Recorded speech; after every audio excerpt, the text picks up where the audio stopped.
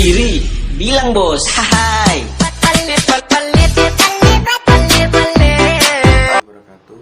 Nama saya Pritipis Pismantaka dari kelas MBS 3A dengan NIM 1952110005. Di sini saya akan menjelaskan jenis-jenis analisis tren dan beberapa contoh yang ada di analisis tren tersebut. Ya, yang pertama itu ada analisis tren linier. Analisis tren linier merupakan suatu metode analisis yang ditujukan untuk melakukan suatu estimasi atau peramalan pada masa yang akan datang. Untuk melakukan peramalan dengan baik, maka dibutuhkan berbagai macam informasi, data yang cukup banyak dan diamati dalam periode waktu yang relatif cukup panjang. Sehingga dari hasil analisis tersebut dapat diketahui sampai berapa besar fluktuasi yang terjadi dan faktor-faktor apa saja yang mempengaruhi terhadap perubahan tersebut. Secara teoritis, dalam analisis time series yang paling menentukan adalah kualitas atau keakuratan dari informasi atau data-data yang diperoleh serta waktu atau periode dari data-data tersebut yang dikumpulkan. Dan metodenya itu ada metode least square atau metode yang digunakan untuk analisis time series adalah metode garis linear secara bebas atau bisa disebut freehand method, metode setengah rata-rata semi average method, metode rata-rata bergerak moving average method, dan metode kuadrat terkecil least square method. Dalam hal ini akan lebih dikhususkan untuk membahas analisis time series dengan metode kuadrat terkecil yang dibagi dalam dua kasus, yaitu kasus data genap dan kasus data ganjil. Secara umum, persamaan garis linear dari analisis time series adalah Y, A plus B, X. Keterangan Y adalah variabel yang dicari trennya dan X adalah variabel waktu tahun. Sedangkan untuk mencari nilai konstanta A dan parameter B adalah sin Y atau N dan B sin XY per X2.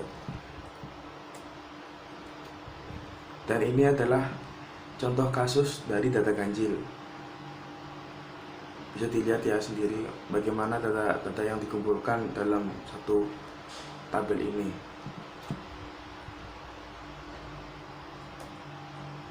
Dan untuk mencarinya, nilai A dan B adalah sebagai berikut. A 2000 per 460 per 9 sama dengan 273,33, dan B 775 per 60 sama dengan 12,92. Persamaan garis linearnya adalah Y sama dengan 273,33 plus 12,92 X. Dengan menggunakan persamaan tersebut dapat diramalkan penjualan pada tahun 2010 adalah Y sama dengan 273,33 plus 12,92. Untuk tahun 2010 nilai X adalah 11, sehingga Y sama dengan 273,33 plus 142,12 sama dengan 415,45. Artinya penjualan barang X pada tahun 2010 diperkirakan sebesar 415.450 unit. Ya, selanjutnya ada metode kuadratis atau kuadratik ya disebutnya. Ini merupakan salah satu termasuk tren yang tidak linear atau non linear. Karena tren kuadratik atau disebut juga dengan tren parabola ini kecenderungannya data yang kurvanya berpola lengkungan. Sedangkan tren linear adalah tren yang menggunakan persamaan garis lurus. Tren kuadratik adalah tren yang nilai variabelnya tak bebas naik atau turun secara linear, atau terjadi parabola bila datanya dibuat scatter plot, atau bisa disebut juga hubungan variabel dependent dan independent adalah kuadratik. Penggunaan tren kuadratik terjadi karena seringkali perkembangan nilai suatu perubahan dalam jangka pendek atau menengahnya berpola linear menjadi tidak linear dalam jangka pendek, atau menengahnya berpola linear menjadi tidak linear dalam jangka panjang. Konsekuensinya harus dibuat persamaan tren yang tidak linear Oleh karena itu, adapun persamaan umum tren kuadratis yang digunakan adalah Y sama dengan A plus BX plus CX pangkat 2. Keterangannya Y itu nilai tren pada periode tertentu, A nilai konstanta sama dengan atau nilai tren pada periode dasar, B atau C nilai koefisien perubahan tren seperti setiap periode, X atau X pangkat 2 unit periode yang dihitung dari periode tertentu. Di sini saya akan memberi beberapa contoh metode tren kuadratis sendiri.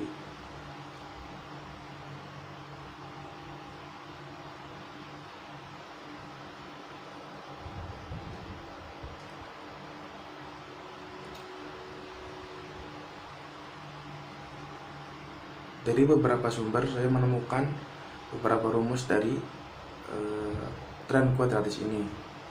Seperti ini rumus pertama, bisa dibaca teman-teman. Dan ini bisa dijadikan persamaannya atau disederhanakan dari rumus yang ini awal. Setelah itu ada yang rumus 2. Ini untuk menjadikan ABC agar bisa melakukan peramalan dengan menggunakan tren kuadratik. Ini juga rumus kedua dari tren kuadratik.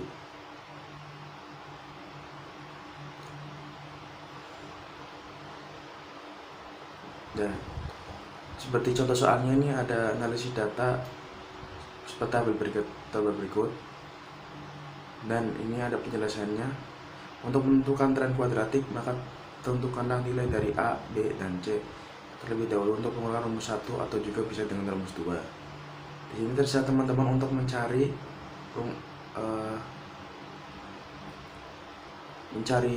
tentukan dari nilai A dan B ya, terkadang rumus 1 atau rumus 2. Sebenarnya ini sama saja dengan kalau yang biasa kita sebut SMA itu substitusi sama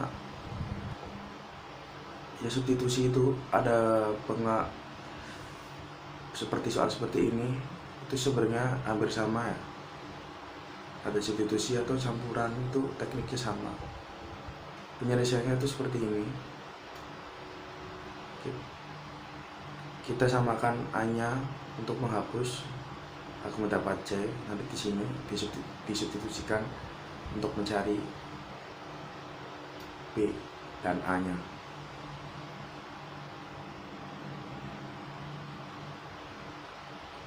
Ya, seperti ini juga sama caranya ya. Dari rumus 2 nya sama juga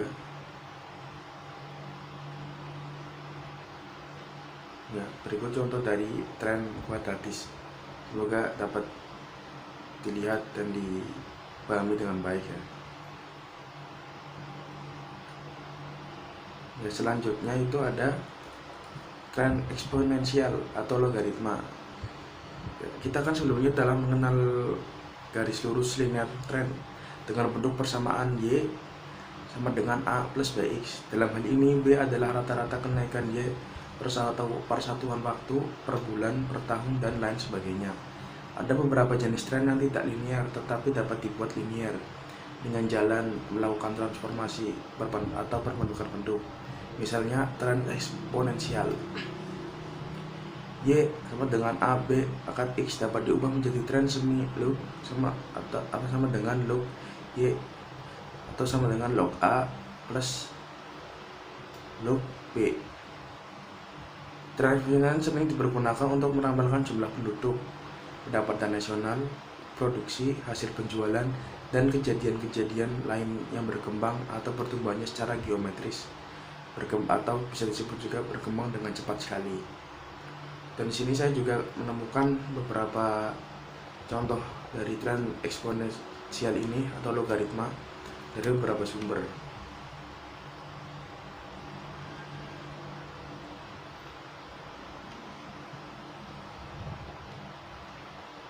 Nah, seperti ini metode analisis tren eksponensial. Di sini ada tahun penjualan dari tabel penjualan dari tahun 2006 sampai 2012 suatu perusahaan. Di sini ada pakai rumus anti ln atau lny plus n. Bisa dicari dengan logaritma juga di sini. Soalnya eksponensial itu juga bisa disebut dengan logaritma ya kalau dalam matematika. Dan yang kedua ada contoh lagi seperti ini.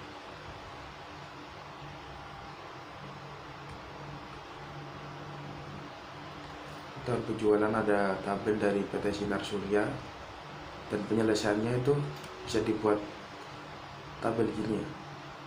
XY kalau nanti ketemu dengan Y sama dengan 0, 5.800 5,80617 dan sama dengan 2, atau bisa dengan persamaan normal. Seperti ini caranya.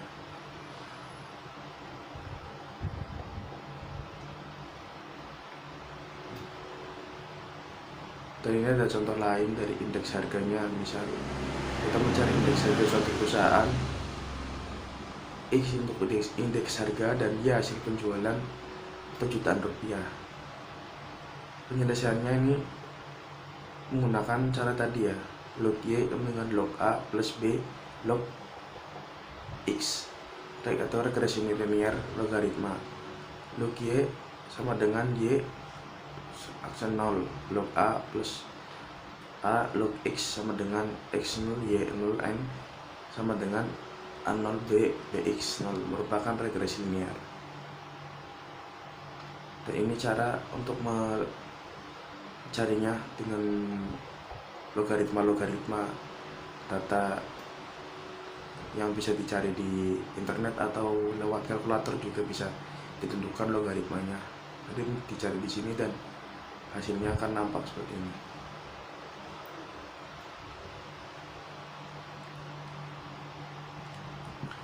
Ya, terima kasih penjelasan dari saya.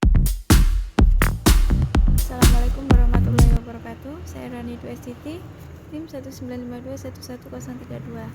Nah, di sini saya akan menjelaskan tentang analisis variasi musim. Nah, dari variasi musim sendiri merupakan salah satu dari komponen time series, di mana variasi musim atau disebut gerakan musiman atau seasonal movement or variation merupakan gerakan yang teratur, dalam arti naik turunnya terjadi pada waktu-waktu yang sama atau sangat berdekatan.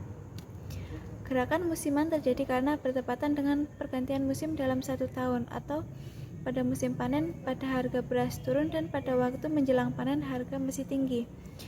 Juga harga buah-buahan seperti rambutan, duku, kelengkeng akan dipengaruhi oleh musim panen juga. Nah, untuk keperluan analisis, seringkali data berkala dinyatakan dalam bentuk angka indeks. Maka bila ingin menunjukkan ada tidaknya gerakan musiman, perlu dibuat indeks musiman atau seasonal index.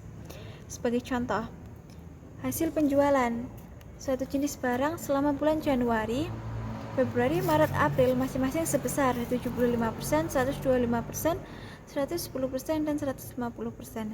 Dari rata-rata hasil penjualan bulanan untuk seluruh tahun, angka tersebut merupakan angka indeks musiman. Rata-rata indeks musiman untuk seluruh tahun seharusnya sebesar 100%, dan jumlah angka indeks musim harus 1200%, atau tanda persen sering dihilangkan atau tidak ditulis. Nah, yang kedua adalah jenis-jenis variasi musim. Variasi musim dapat dibedakan atas beberapa macam, yaitu sebagai berikut. Yang pertama adalah variasi musim spesifik atau spesifik seasonal, adalah variasi musim dalam jangka waktu 1 tahun. Yang kedua, variasi musim berubah-ubah, adalah variasi musim yang tidak tetap dari satu periode ke periode lainnya. Yang ketiga, variasi musim tipikal, adalah variasi musim rata-rata dalam jangka waktu yang cukup lama. Yang keempat adalah variasi musim tetap, adalah variasi musim yang tidak mengalami perubahan. Yang ketiga adalah manfaat mempelajari proyeksi dengan metode variasi musim. Nah, salah satu manfaat yang dapat diperoleh dalam mempelajari variasi musim untuk bisnis perbankan khususnya adalah lebih realistis dalam menyusun rencana kerja, seperti penghimpunan dana pihak ketiga, penyaluran kredit yang tepat dan sesuai dengan cash ratio perusahaan. Dalam teori klasik, rata-rata ukuran musim sama dengan 100. Dengan demikian, untuk data semester jumlah dua ukuran semester sama dengan 200 atau 2 kali 100. Untuk data kuartal, jumlah ukuran 4 kuartal sama dengan 400 atau 4 kali 100. Dan untuk data bulan jumlah 12, ukuran bulan sama dengan 1200 atau 12 kali 100. Jika tidak sesuai dengan jumlah-jumlah tersebut, harus dilakukan penyesuaian. Dan setelah jumlahnya sama dengan 200, 400, 1200, maka ukuran semester, ukuran kuartal, dan ukuran bulan tersebut disebut dengan indeks musiman. Dengan kata lain, indeks musiman adalah suatu angka yang bervariasi terhadap nilai 100. Dengan nilai ini menunjukkan bahwa pada bulan tersebut tidak ada pengaruh musiman. Nah, yang keempat adalah metode perhitungan indeks musiman. Nah, dalam menghitung indeks musiman dapat digunakan beberapa metode, antara lain yang pertama adalah metode rata-rata sederhana. Nah, metode ini mempunyai asumsi bahwa pengaruh tren dan siklus yang tidak beraturan tidak besar dan dapat dianggap tidak ada. Untuk perhitungannya adalah indeks musiman sama dengan persentase terhadap total dikali 12 bulan. Yang kedua, metode perbandingan dengan tren. Nah, merupakan metode rata-rata yang disesuaikan dengan tren dengan membandingkan nilai dan asli dengan nilai tren.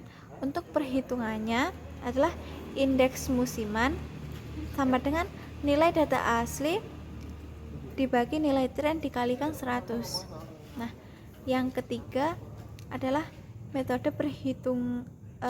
perbandingan dengan rata-rata bergerak. Merupakan metode yang dilakukan dengan cara membuat rata-rata bergerak. Nah, untuk perhitungannya adalah indeks musiman sama dengan nilai rasio dikali faktor koreksi. Nah, sekian untuk penjelasan mengenai variasi musim. Kurang lebihnya saya mohon maaf. Analisis variasi siklus, di mana komponen data berkala adalah Y sama dengan T kali S kali C kali I, maka akan diperoleh Y per S sama dengan T kali C kali I. Dan di mana T kali C kali I menunjukkan data normal untuk memperoleh faktor siklus atau CI, maka unsur tren atau T dikeluarkan dari data normal, sehingga faktor siklusnya menjadi CI sama dengan TCI per T. Dan ini merupakan data sebelumnya dan kita akan mencoba mencari indeks siklusnya. Oke, kita selanjutnya akan mencari T, TCI, CI, dan C. Tahun triwulan Y atau data asli ini didapat dari data sebelumnya. Sekarang kita akan mencari T, tren, yaitu dengan cara menggunakan metode least square adalah Y sama dengan A plus BX. Persamaannya adalah Y sama dengan A itu didapat dari jumlah Y dibagi periode, yaitu dari sini 187 dibagi periodenya 12, maka akan didapat 15,83 dikurangi B.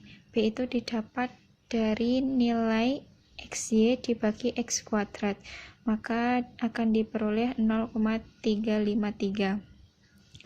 Dan nilai X dimasukkan, maka akan dapat nilai Y sebagai nilai tren. Begitu caranya dan akan memperoleh nilai-nilai ini. Kemudian S ini didapat dari nilai indeks musim dari data sebelumnya, dan kemudian kita mencari TCI. TCI itu didapat dari Y atau data asli dibagi S, yaitu indeks musim dikali 100, seperti 14 dibagi 95 dikali 100 sama dengan 14,7, dan ke bawahnya juga sama, seperti itu caranya. Kemudian kita mencari CI, kita peroleh dari TCI per T dikali 100, dan kita dapat dari 14,7 dibagi 17,2 dikali 100 dan akan memperoleh hasil 86 dan ditaruh di sini, dan ke bawahnya juga sama caranya seperti itu. Kemudian kita mencari C atau indeks siklus tersebut, yaitu dengan cara menggunakan metode rata-rata bergerak dengan menjumlahkan setiap triwulan dari 86 ditambah 93 ditambah 97 dibagi 3 sama dengan 92, dan hasilnya ditaruh di sini. Kemudian cara selanjutnya sama sampai ke bawah. Oke, baiklah. Selanjutnya Baik, saya Didi Muhammad Aziz akan menyampaikan materi selanjutnya, yaitu pengolahan analisis deret berkala dengan menggunakan Microsoft Excel. Langkah yang pertama, masukkan data Y dan data X pada sheet Microsoft Excel. Misalnya data Y di kolom A dan pada data X di kolom B, dari baris 1 sampai dengan baris 5. Kemudian klik ikon data, pilih data analisis, kemudian pilih regression. Kalau sudah, klik, kemudian klik OK. Akan muncul tampilan seperti ini. Pada kotak Y tertulis variabel cell rank. Masukkan data Y dengan memblok kolom A. Pada X variabel cell rank, masukkan data X dengan memblok kolom B. Kalau sudah, klik OK. Dan akan muncul tampilan seperti ini. Maka hasilnya akan keluar Y aksen sama dengan A plus B X. A dinyatakan sebagai intercept dan B sebagai X variabel pada kolom koefisien. Demikian presentasi dari kelompok kami. Apabila ada kurangnya, kami mohon maaf yang sebesar-besarnya. Billahi taufiq wal hidayah. Wassalamualaikum warahmatullahi wabarakatuh.